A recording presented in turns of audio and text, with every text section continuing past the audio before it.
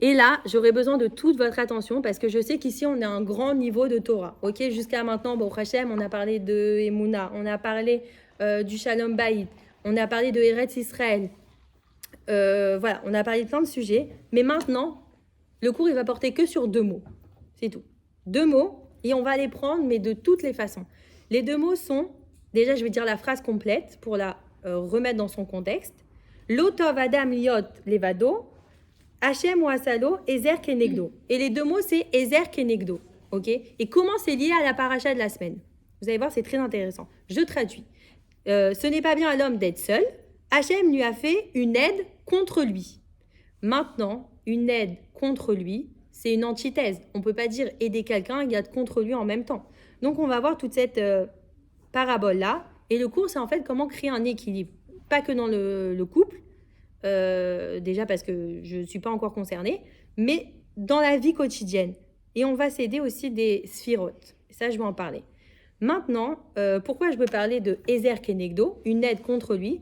Parce qu'un des couples emblématiques de la Torah, on a Sarah et Abraham, mais il y a aussi Yitzhak et Rivka. Okay, celles qui connaissent le Nishmat Kol Chai qu'on lit généralement le Shabbat, c'est une prière que à l'intérieur, il y a écrit Yitzhak, le prénom d'Yitzhak, et il y a écrit Rivka.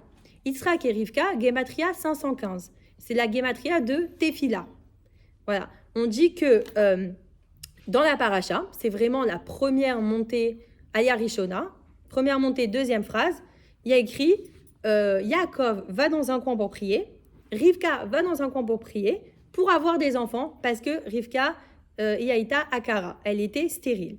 Donc, et après, il y a écrit Yaakov a prié et Hachem l'a exaucé. Donc, on dit que c'est la prière de Yaakov qui a été exaucée. Maintenant, ils ont prié tous les deux pour avoir des enfants, mais comment ils ont prié? Ils n'ont pas prié pour eux, ils ont prié l'un pour l'autre. Ça veut dire que Rivka, elle a dit Hachem, donne-moi un enfant pour mon mari. Et Yaakov a dit donne-moi un enfant pour ma femme. Donc les deux, en fait, ils ont prié l'un pour l'autre. C'est comme ça qu'on prie, en fait. Quand on prie pour soi-même, bah, au Hachem. Quand on prie pour les autres, fois 10. Ok? C'est comme quand on fait quelque chose pour soi-même, c'est mieux qu'on le fasse à quelqu'un d'autre. C'est Kol Avodat Amidot, c'est tout le travail des Midot. Mais eux, ils ont compris le processus, ils ont prié l'un pour l'autre. Rivka, Yitzhak, Gematria, Tefila, 515, comme Moshe Rabbeinu qui a prié 515 Tefilot aussi. Ça, c'est un petit point aussi sympathique. Donc lui, il a prié pour elle, il a prié pour lui. On lit le Nishmat Kol Chai. Maintenant, pourquoi c'était un couple exemplaire?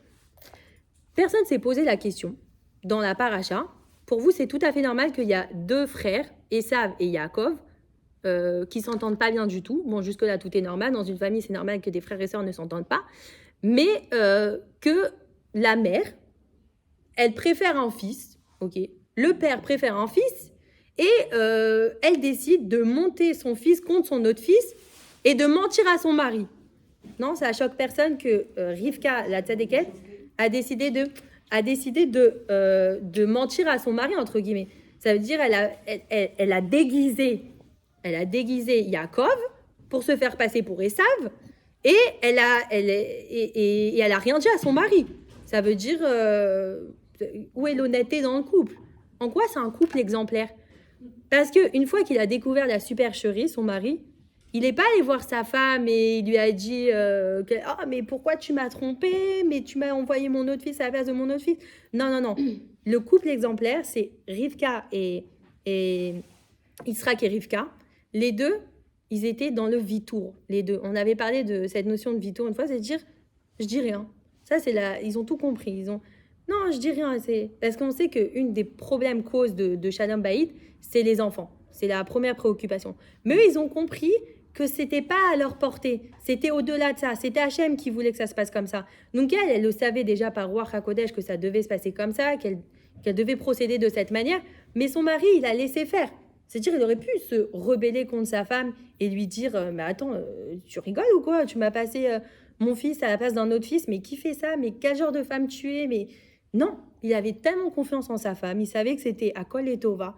Il s'est même pas posé la question, il n'a jamais rien dit. C'est en ça que c'est un couple exemplaire. Je vais juste rappeler, en parlant de Vitour, les 3 points essentiels que je donne parce que on permet les gens mémorisent comme ça, c'est visuel.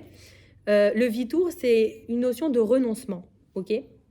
Le renoncement dans un couple, c'est quand on rentre à la maison, ok? Il y a la mezouza de la maison. Maintenant, il y a des poskim halacha, ils disent il faut la mettre à l'horizontale, ok? La mezouza, il faut la poser à l'horizontale. Et il y en a qui disent à la verticale. Alors, qu'est-ce qu'ils ont décidé? On la met en diagonale. Voilà. C'est les juifs. C'est pas comme ça, on fait comme ça. Donc, quand tu rentres chez toi et que tu embrasses la mezouza, rappelle-toi ton shalom bayit, rappelle-toi qu'il faut être mikofef, vitour. Ça veut dire dans la tnoa de ton corps, dans le mouvement de ton corps, la position de ton corps doit être comme ça, penché. Ça veut dire calme-toi. Tu rentres à la maison, tu es comme la mezouza. Ça, c'est la première chose. Deuxième chose, si on voit les doigts d'une main, on est d'accord qu'ici, ils ne font pas tous la même taille. Ils font la même taille à quel moment? Au moment où je les plie. Au moment où je les plie, ils sont tous égaux, mes doigts. Mais là, c'est pareil. Si tu as oublié de faire ça à la maison en embrassant la mezouza, tu regardes tes mains qui ne sont pas égaux, tous les doigts, tes doigts, et après, tu les plies, et là, ils font tous la même taille. Donc ça, c'est un deuxième idée. Essayez de vous rappeler, c'est des moyens mémotechniques comme ça, comment je peux ne pas me vénérer contre mon mari, vraiment. Voilà. Et le troisième point, il y a aussi le mikvé. Certaines personnes, mitkofefim, ba mikvé, ils se penchent aussi dans le mikvé, aussi dans la Atarat Amishpacha. Et il y a aussi un autre point, c'est au moment où on fait la Amida. Et là, on fait les 3 pas en arrière, on fait Ose Shalom Bivruman ou Berachamam Biase Shalom Aleinu, Bal Kol Amo Israël Vemru Amen. Comment on fait le shalom? Ose shalom. Ose shalom, c'est dire celui qui fait la paix. Comment tu fais la paix dans ton couple? Mitkofefim, c'est comme ça. Donc même dans la mida, tu dois te rappeler qu'il faut renoncer. Et un autre point, c'est dans le Bet Amikdash, les chérubins, les deux, si vous voyez, ils sont pas droits, ils sont hop, voilà. Après, et on a dit aussi il y a 2 semaines, quand ils sont pas contents, hop, ils se tournent. Non, nous on est toujours, ma grand-mère elle dit toujours, faut pas se dormir fâché avec son mari. Voilà. Je cite toujours ma grand-mère, toujours la même phrase deuxième. Attention parce que mamie, toi aussi, je vais te citer dans ta vie. J'ai mes 2 grand-mères qui sont ici. C'est pour ça que je fais très attention avec ce que je dis. Donc voilà. Donc ça, c'était la petite parenthèse, moyen mémotechnique pour se rappeler du renoncement dans un couple. Parce que pourquoi on est venu dans le monde? Juste pour donner, pas pour recevoir. Ça, on s'en rappelle, on l'a déjà dit. Ok, maintenant qu'on a parlé du couple exemplaire, qui sont Yitzhak et Rivka, on va rentrer dans le omek des choses, dans la profondeur des choses. Et là, j'ai besoin de votre plus grande attention, vraiment, parce que c'est un sujet qui est compliqué, mais captivant. C'est-à-dire que moi, je suis captivée par ce sujet. Et pour expliquer Ezer Kenegdo, ça veut dire une aide contre lui, il faut que je vous explique qu'est-ce que c'est une aide et qu'est-ce que c'est contre lui. Pourquoi un mari ou une femme, ça doit être une aide, c'est-à-dire aider quelqu'un, mais contre moi. Et pour comprendre ça, je m'appuie sur un livre qui s'appelle, c'est Kabbal, Corps et âme, mais bon, c'est pas vraiment, voilà, où on voit un homme dessus avec les 10 sphirotes. Et maintenant, je vais vous expliquer c'est quoi les 10 sphirotes. Peut-être c'est un sujet que vous ne connaissez pas du tout. Celles qui vont découvrir, je suis très contente. C'est un sujet que j'essaye d'aborder pour le rendre accessible à toutes parce que c'est vraiment très, très intéressant. Alors, c'est quoi une sphira? Une sphira, ça vient du mot déjà saphir. Ok, donc imaginez une belle pierre de saphir et un yalom, un diamant, ok. Donc une sphira, c'est comme un diamant et un saphir, ok. Maintenant, le but de la création du monde, c'est quoi? C'est que l'homme, il s'élève en faisant Torah et Mitzvot pour se rapprocher d'Akadosh Baruch Hu. Ça, c'est le but. Le but de chaque journée, on doit se lever tous les matins et dire « Je me rapproche d'Akadosh Baruch Hu ». Maintenant, comment Hachem, il exprime sa spiritualité, ok, parce qu'il est que spiritualité, dans la matérialité. C'est impossible. En vrai, il ne peut pas rentrer ici comme il est. C'est impossible. Il doit passer par sa lumière divine. Elle doit passer par un keli. Ça veut dire une sorte de réceptacle. Il doit passer de l'infini au fini. Ok, il doit avoir un réceptacle pour recevoir. Il y a toujours un émetteur et un récepteur. Donc jusque-là, on est d'accord. Hachem, il doit nous transmettre dans ce monde des choses. Mais comment il va y arriver? Il va y arriver grâce à ce cli qui est on va dire un diamant, un yahalom, qui avec son prisme de réfraction, il va permettre d'envoyer toutes les bontés d'Hachem. Et en fait, on dit que Hachem, il canalise toute sa force dans 10 attributs divins. 10 attributs divins qui sont 10 façons dont Hachem, il crée et il dirige le monde. Ok ? Maintenant, à l'échelle humaine, on dit que Adam ou Olam Katan, ça veut dire que l'homme, c'est un petit monde. En lui, c'est un petit monde. Et nous, on est aussi les 10 sphirotes. En nous, on a vraiment les 10 sphirotes. Qui sont, alors on a Keter, c'est la couronne, ok. Donc, pas vraiment une couronne, mais vous avez compris, c'est-à-dire en nous, on a une couronne. Après, on a Chochma, Bina, Da'at. Alors, le Chochma, c'est la sagesse. Bina, c'est la compréhension, ok. Le discernement. Da'at, c'est la connaissance. Après, on a Gvura et Chesed et Tiferet. Alors, Gvura, c'est le din, le jugement, ok. Tiferet, c'est la miséricorde. Et Chesed, bon, on sait c'est quoi le Chesed, c'est la bonté, ok. Et on a Od, Yesod, Netzach et Malchut. Ok, ça je vous l'ai dit vulgairement. Maintenant, je vais en prendre que 3, ce qui nous intéresse, parce que moi, les 10, ils ne m'intéressent pas. Moi, je veux que juste vous ayez l'idée globale que le monde est régi par 10 sphirotes et que nous-mêmes, on a 10 sphirotes en nous. Ça veut dire que, imaginez votre corps, ok, et notre âme, ok. On dit qu'à l'époque de Adam Arishon, on avait un vêtement de peau. C'est quoi un vêtement de peau? C'est pas shoot, or. Or, c'est la lumière. Aleph, Vavresh, ok? Si je le change en Aïn, Vavresh, ça fait or, la peau. C'est-à-dire qu'on a or, la lumière, et or, la peau. C'est quoi la différence? C'est le Aleph et c'est le Aïn. Donc, à l'époque d'Adam Arishon, on avait tout un corps transparent où on voyait l'âme, où ça veut dire que le corps et l'âme ne faisaient qu'un. Mais nous, maintenant, on est obligé d'avoir une peau qui recouvre notre âme, qu'on ne voit pas, qu'on ne perçoit pas, parce que la faute de Adam Arishon a fait qu'on a perdu cette trouna-là. Ok, on a perdu comment on dit trouna? Ce mérite. Ouais, on va dire ce mérite, exactement, ce mérite. Voilà, maintenant ce qui m'intéresse, c'est Chochma Binadat, ok, Chesed, Gvura, Tiferet. Je vais expliquer un peu c'est quoi la Gvura. Gvura, c'est le din, le jugement. Et généralement, elle est symbolisée par la couleur rouge, ok. Par exemple, encore une fois lié à Shabbat, on met dans son vin de l'eau. C'est pas l'expression mettre de l'eau dans son vin, c'est juste que certaines personnes, le Shabbat, nous chez nous on fait pas, ma grande sœur en France le fait, ça veut dire que dans le verre de vin, elle rajoute shalosh tipot maïm, ça veut dire 3 gouttes d'eau. Pourquoi elle fait ça? Parce que pour atténuer le dinim, ça veut dire gvura, qui est la couleur rouge, c'est aussi le vin, ok? Et elle rajoute 3 gouttes d'eau qui sont le chesed. Maïm, c'est le chesed, c'est la bonté. Donc elle rajoute de l'eau. Donc là, vous avez une métaphore de comment la gvura passe au chesed. Ok, vous avez compris jusque-là. Je sais que vous êtes très intelligente et vous allez réussir à comprendre où je vais en venir. Pourquoi je parle de là. Mais Tiferet, c'est quoi?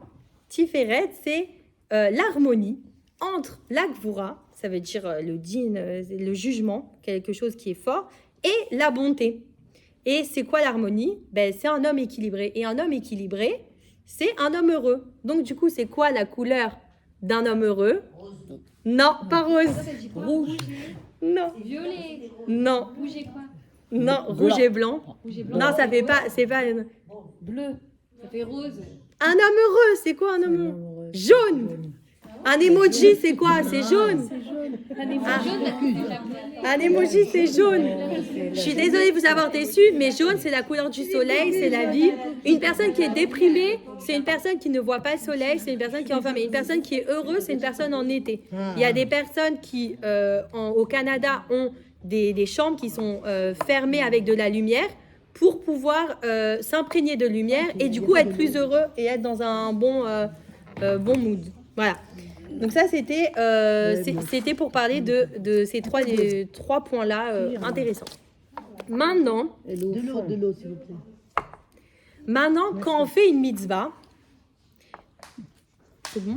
Moi aussi, j'aime Oui. ça. Alors, quand on fait une mitzvah, on le fait avec les 10 spirotes. Ça veut dire on le fait nous en tant qu'être humain, en tant qu'âme, on ramène notre corps et notre âme, mais on ramène aussi les 10 attributs d'Hachem. Ok, je vais dire les 10 attributs d'Hachem.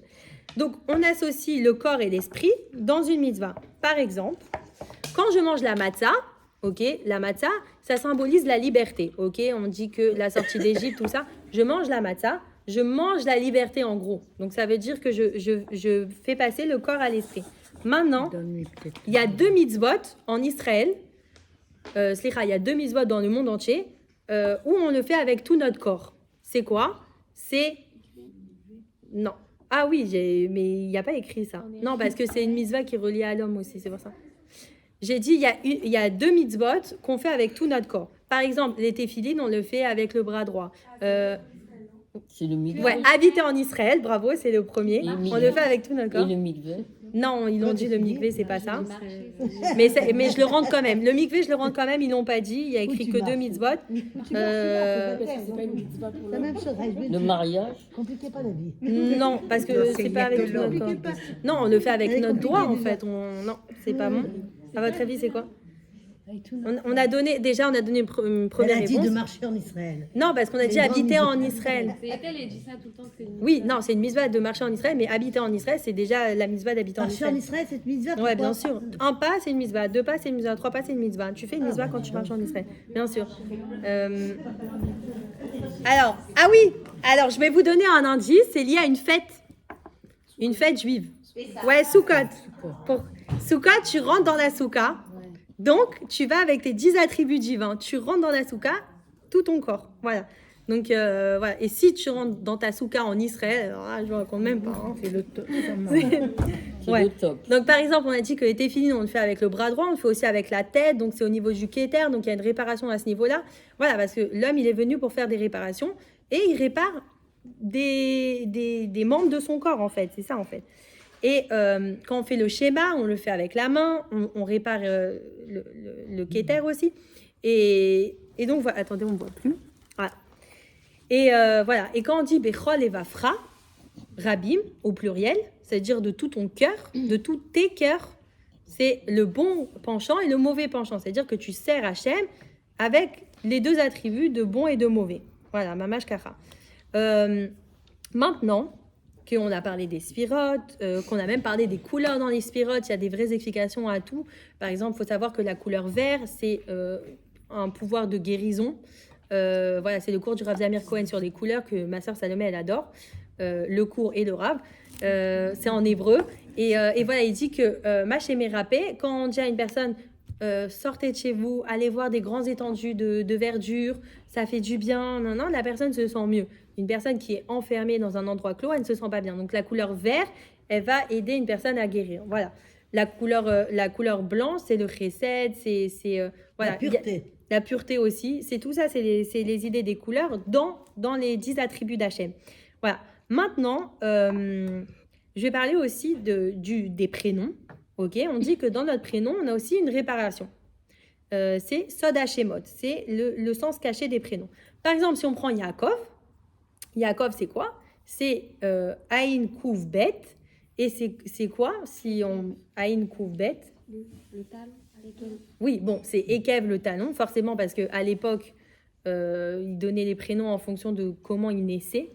Mais il y a une autre, on dit que dans notre prénom, il y a aussi notre tikkun, notre réparation. C'est caché. Et en fait, le Bet Kouf Aïn, en lisant en arrière, ok, ça fait Bitoul, Klipat, Esav. Ça veut dire annulation de l'écorce d'Esav. Donc Yaakov, il annule le mauvais penchant d'Esav. Vous avez compris? Ça, c'est Yaakov. Un autre exemple qui est un peu plus parlant, c'est Rabbi Yehuda Hanassi. C'est qui Rabbi Yehuda Hanassi? C'est le descendant direct de Yaakov. Ok, c'est un des grands sages à l'époque de Anshe Knesset Agdola qui siégeait à Jérusalem. Et Hanassi, He Nun Shin Yud Alev, Hu Nitzot Shel Yaakov Avinu. Ça veut dire c'est une Nitzot, comment on dit? Une étincelle de Yaakov Avinu. C'est-à-dire que dans son prénom, il y a écrit que c'est déjà une réincarnation de Yaakov Avinu. On va continuer parce que nous, on adore ça. Rivka, je pense que je l'ai dit la semaine dernière. Non, je ne l'ai pas dit, je l'ai dit Shabbat. Rivka, c'est Resh Bet Kouf He et ça fait Bakar Hashem. Parce qu'en fait, Yitzhak, il avait 37 ans au moment de la Akedat Yitzhak. On dit qu'il avait une Neshama féminine et que sa Neshama elle est remontée pour être transformée en Neshama masculine et pour que son Chetzi Neshama, c'est-à-dire sa moitié d'âme sœur, puisse descendre et avoir son complémentaire. Et c'est ça, cette notion d'âme sœur, Ezer Kenegdo. Donc, elle est venue, et elle est Bakar Hachem, c'est-à-dire Korban d'Hachem, un peu, viande d'Hachem, en fait. C'est-à-dire comme où il a été Yitzhak sacrifié, elle a été dans son prénom le tikkun de son mari. Voilà. Maintenant, une qui est le plus parlant pour moi, c'est Osnat. Osnat qui connaît Osnat? Allez, dites-moi que vous connaissez. Bravo, femme de Yosef. Applaudissements. Voilà, on distribue des bons points aussi. C'est la femme de Yosef. Et Osnat, c'est... Bon, déjà, on sait que Osnat, c'est la fille de Dina qui a été violée. Et ça, c'est vraiment l'âme sœur de Yosef. Pourquoi? Parce que quand Dina était non, c'est pas Dina qui était enceinte, c'est Léa. Léa, sa mère, était enceinte de Dina.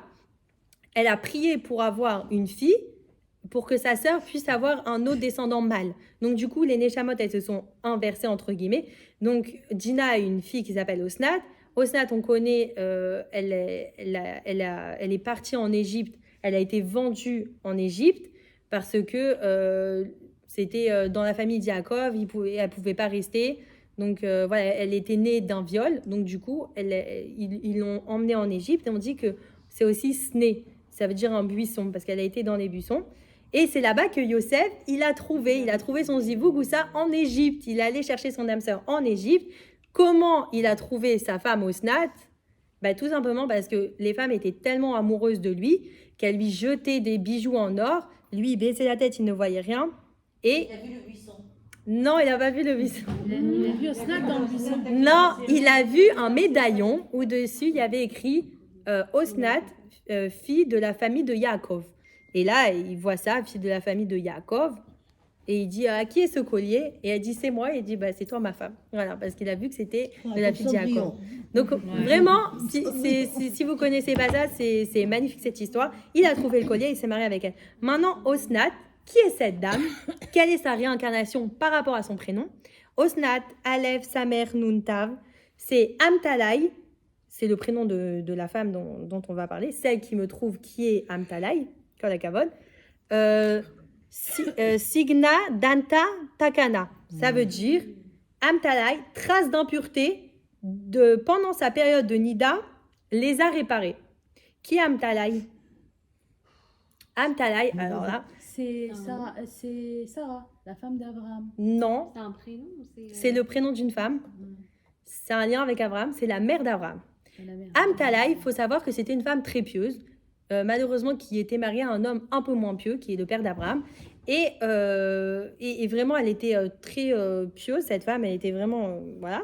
Mais elle ne faisait pas la mitzvah de la Nida. Donc, elle n'allait pas au mikvé. Et c'est comme ça qu'elle a eu Avraham Avinu. Donc, Avraham Avinu, il est né comme tous les grands tzadikim, qui doivent... Leurs neshama, ils doivent être cachés pour venir dans ce monde. Et si elles viennent d'une façon trop facile, les anges accusateurs, ils peuvent rien dire. Mais là, vu que c'était vraiment caché, ils ont dit, les anges accusateurs, il n'y a même pas besoin, c'est déjà foutu pour lui dans ce monde, donc j'ai même pas besoin de m'en mêler, ils n'ont même pas regardé. Mais en fait, Avraham Avinu, il est né d'une relation où son père et sa mère, elle était Nida. Donc, du coup, Osnat, elle est venue réparer le fait que Amtalai était Nida. Et ça, il le savait par Roi HaKodesh Yosef, et Yaakov, que c'était la réincarnation pour réparer cette faute-là. Parce que dit réincarnation, dit réparation, on vient réparer nos fautes. Donc voilà.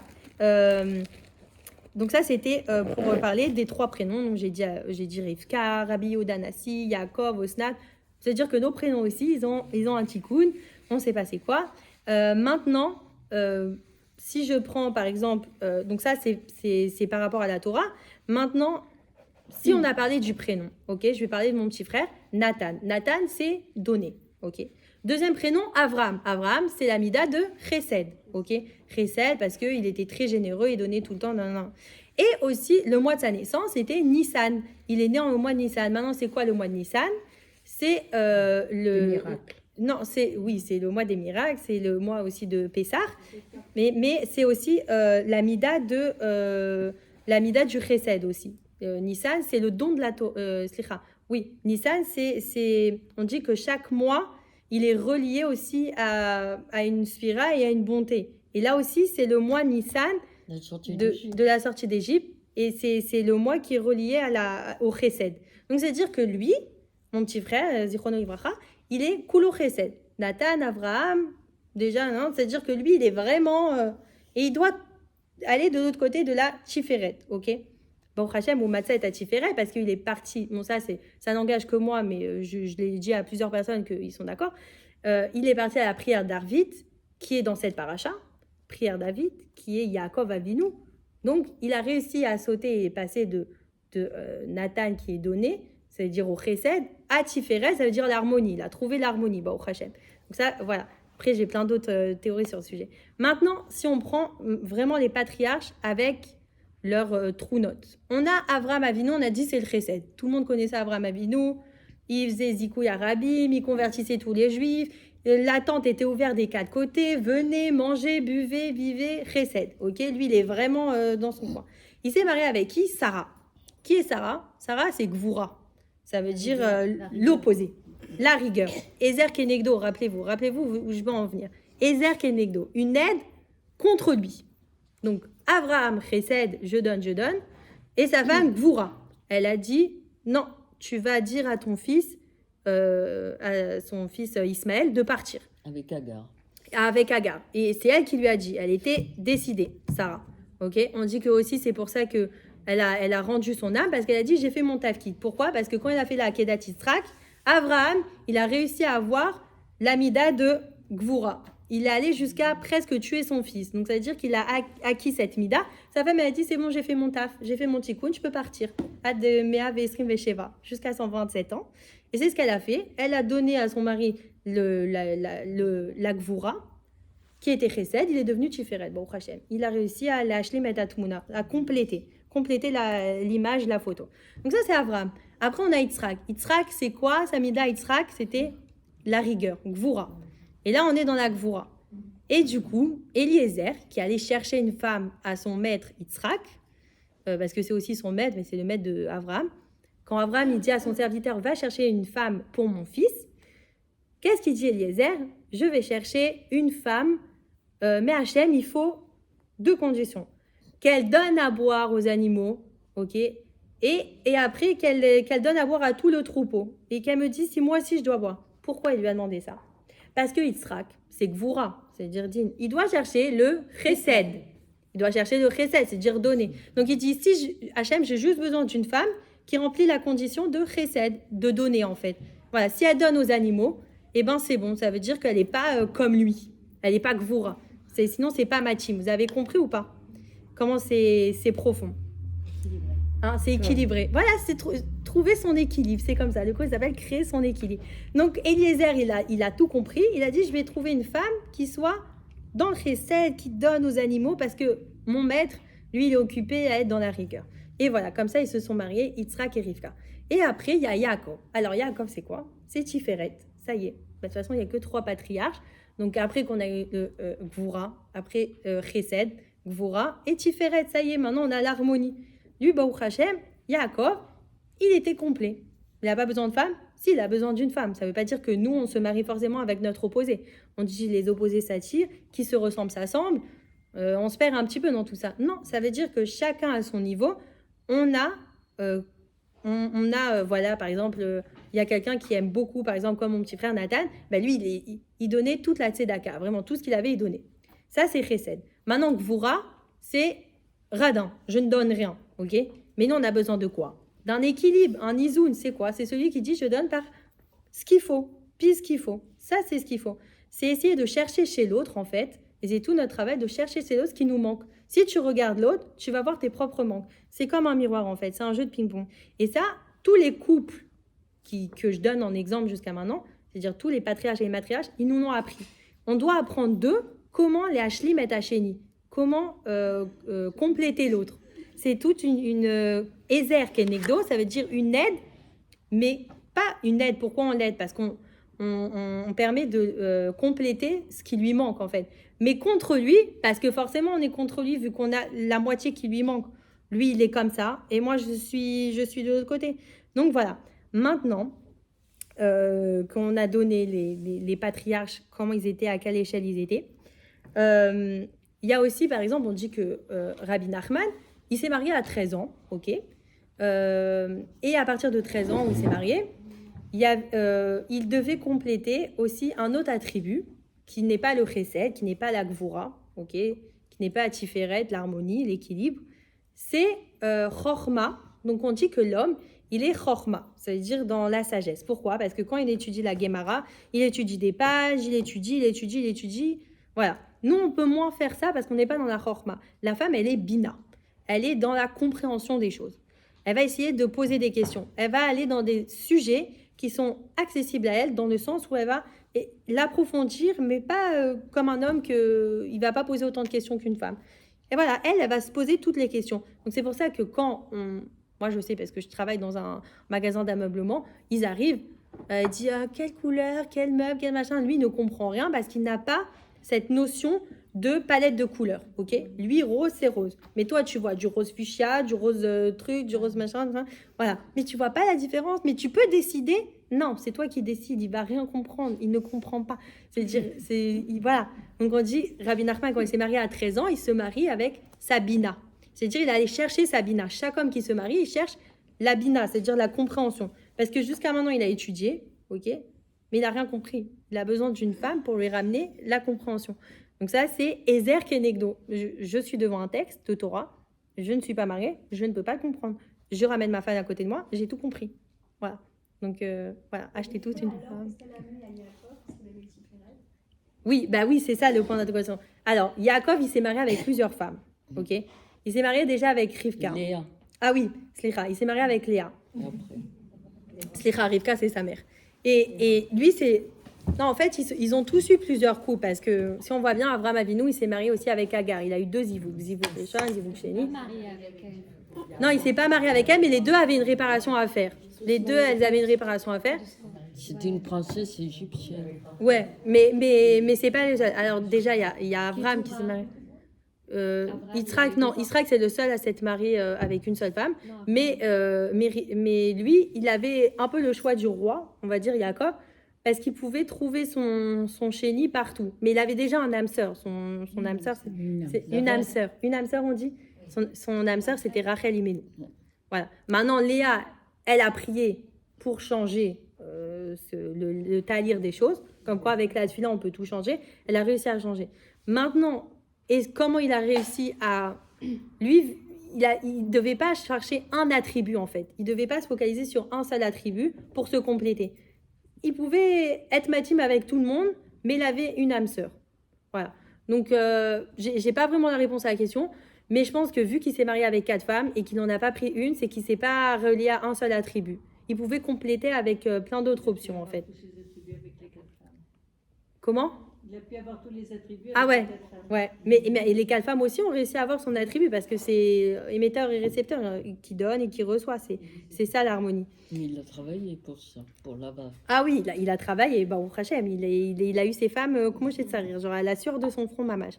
Bon, je vais finir parce que le cours il est assez long là. Mais un dernier point.